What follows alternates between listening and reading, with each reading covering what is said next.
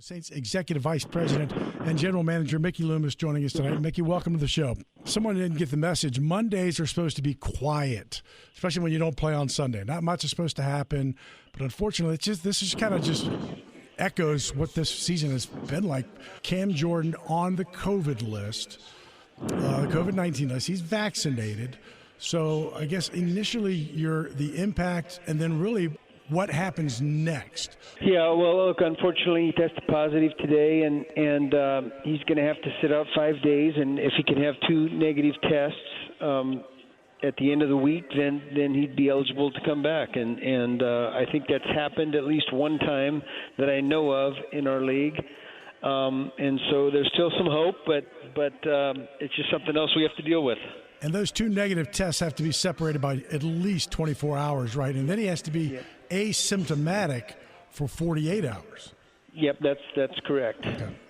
But one last question on Cam, and then we can move on. But I think fans would want to know, because it's a different situation than a typical weekend. You played on Thursday against Dallas, because fans were wondering about close contact and other players, because it becomes a domino situation. But if I'm right, and correct me, the team has been off basically since Friday, so there has not been a lot of players around.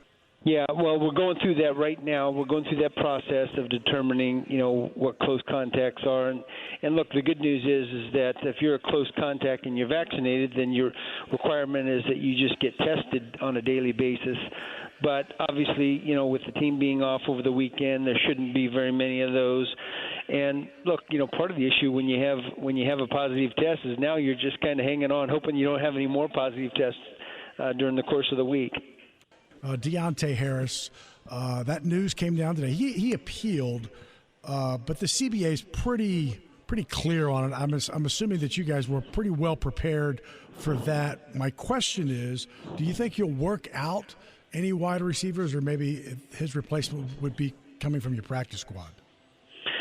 Yeah, look, I think we'll handle that probably in the building. So, but you're right. We knew that was coming, and we expected it, and planned for it.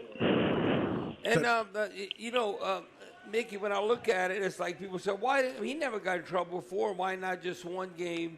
But whenever anything's collectively bargained between the players and management, the minimum suspension for violations of the laws involving alcohol, and the new CBA was 3 games. So I said, well, you might only want 1 game, but it doesn't matter. That's just what it is. That's what's been collectively bargained, and it's really, you can appeal all you want. But if that's been collectively bargained, I think the player doesn't really have a chance when you look at that, how it's structured. Yeah, look, that's part of the agreement between the league and the union, and frankly, we don't have much say in it.